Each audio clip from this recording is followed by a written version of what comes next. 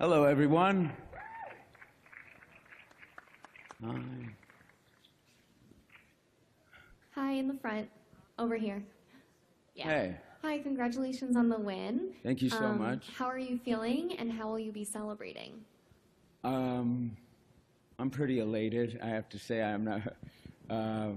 As soon as I went backstage, I think the emotion just poured out of me. And I think it was hugging Jimmy Kimmel and crying at the same time, and just trying to not get anything on his suit. But this is, a moment that obviously will be etched in my memory, and if it's not, I think I can replay it on a television set every once in a while, but I'd probably be ridiculous for doing that, so I won't. But for me to stand here as, not the typical leading man, and to have come home with this, I think speaks a lot about where we're headed, and I think we can just keep going further in that direction. Obviously, not just limited to entertainment, but socially and politically, to continue and strive to be as progressive as possible.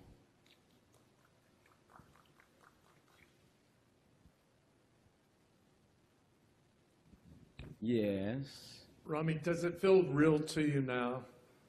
Does it feel real to me now? It's setting in. I was sitting there, and the category came up, and I just, for a second, I was like, I'm not incredibly nervous, because I truly was waiting to hear someone else's name. And I thought, those guys are fantastic. I'm going to hear Bob, or I'm going to hear Kevin, or I'm going to hear Kyle, or Matthew. And I just, when I heard my name, I said, do not move, because it wasn't you. And then faces started to turn towards me. I think I must have, looked like I was in shock. And so I am remembering it. But yeah, it's a moment that I don't think, I believe it, yes, and I won't forget. That's great. Congratulations.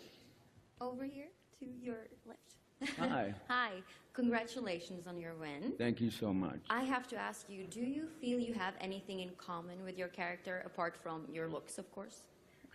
That's funny.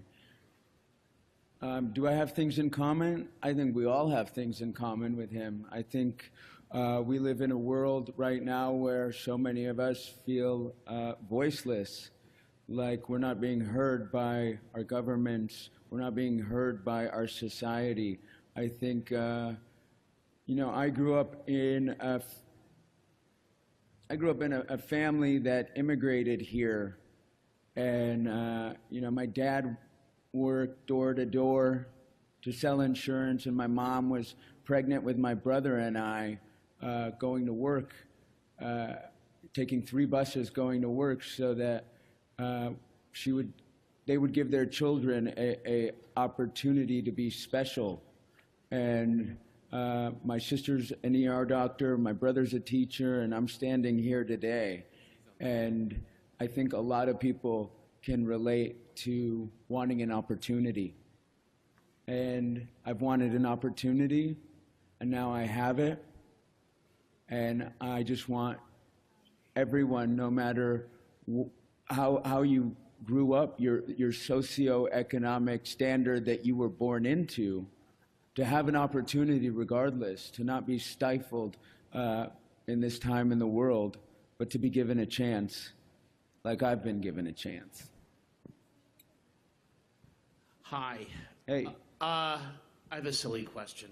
Can you share with us for season 3 any kind of theme that you and Sam might be talking about? Like, it was always said that season 2 was darker. Is season 3 going to be more optimistic, or season 2 was also about revolution? Is it going to be more optimistic? Are you going global? Any one word or 2 words you can say about season 3? Absolutely not. I mean, come on. He'd kill me. I have shot a scene from season 3. Bad news? Rami, congratulations. Thank you, Cynthia. Thank you.